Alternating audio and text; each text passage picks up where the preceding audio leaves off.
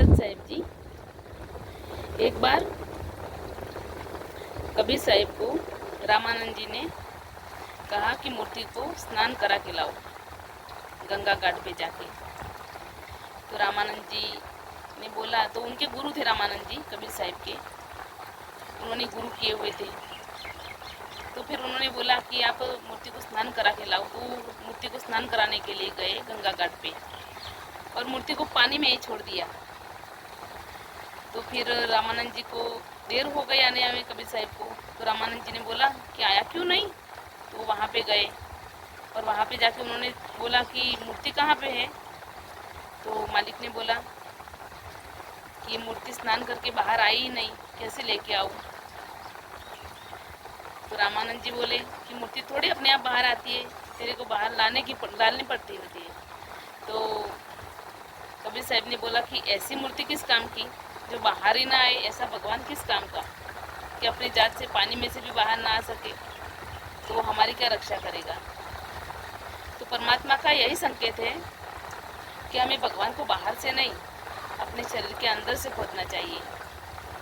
और सारे देवी देवता अपने शरीर के अंदर ही बसते हैं, उनका वास हमारे शरीर के अंदर है। हमें अंदर की ही भक्ति करनी चाहिए, न कि बाहर की। बाहर पे आप मूर्ति पूजा करोगे उसमें कुछ नहीं मिलेगा। हमारी सारी मूर्तियाँ हमारे शरीर के अंदर ही है। और सनातन की भक्ति करनी हो तो अपने शरीर के अंदर करो, बाहर नहीं। बाहर तो दिखावा है सिर्फ, और दिखावा करके क्या करना है। जो सत्य है उससे पूजो, असत्य को पूजते क्या मिलेगा। सत साहिब जी, जय हो बंदी छोड़ की।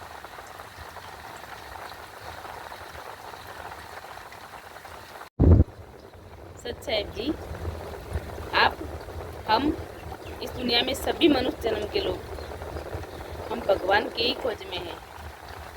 कहीं ना कहीं हम भक्ति तो कर ही रहे हैं, लेकिन जैसे करनी चाहिए वैसे नहीं करते, मन माना आचरण करते हैं। और आप गीता खोल के देखना, एक बार गीता में देखना आप, गीता में भी लिखा हुआ है कि जो मन माना आचरण करता है उसे ना मोक्ष मिलता है और ना ही गति मिलती है। तो आप कौन सी भक्ति कर रहे हो। हमारे वेद मना कर रहे हैं, हमारे पुराण मना कर रहे हैं, तो ऐसी मूर्ति पूजाई और भक्ति करने से क्या फायदा भाई। आप अपने वेद और पुराण खोल के देखो, गीता खोल के देखो, उसके बाद ही भक्ति करो। सत साहिब जी, और कोई किसी के कहने पर हमें भक्ति नहीं करनी है, कोई कहे इसके पर हमें भक्ति नहीं करनी है। हमें अपनी नज़रों से देख के, अपने मन से सोच के भक्ति करनी है। और हम देख सकते हैं तो हम देखेंगे अपने पुराण में क्या लिखा है। पुराण तो गलत नहीं हो सकते, वेद गलत नहीं हो सकते, तो आप देख के भक्ति कर सकते हो कि हमें क्या करना है। ऐसे किसी के बहकावे में आकर, किसी के कहने पर हमें भक्ति नहीं करनी है। हमें देख के, सोच के, समझ के भक्ति करनी है। परमात्मा ने हमें सब कुछ दिया हुआ है, आंखें भी दी, दिमाग भी दिया, तो हमें इसका उपयोग करना है और सदउपयोग करके हमें भक्ति करनी है जी। सत साहिब जी, जय हो बंदी छोड़ की। परमात्मा कहते हैं कि भक्ति बिना क्या होत है, और ये भरम रहा संसार। और जिनके उगम अस्त के राज थे, ऐसी थी जिनकी ठकुराई। और टुणक ऋषि कलप करे वो, और खोज न पाया राई। मन तू सुख के सागर बस रे, भाई और न ऐसा यश रे। जिनके पास संपत्ति थी, प्रॉपर्टी थी, अनगिनत प्रॉपर्टी थी, वो भी चले गए और प्रॉपर्टी यहाँ पे रह गई।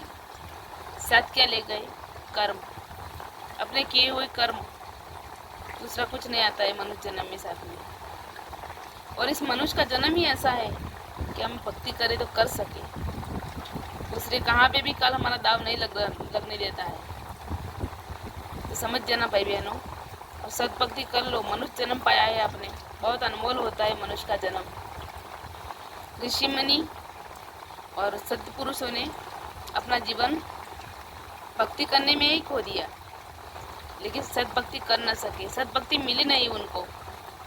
और परमात्मा की दया है कि हमें ऐसे घोर कलयुग में भी सद्भक्ति मिल रही है। परमात्मा खुद आए इस तरह पे संत रामपाल जी महाराज के रूप में।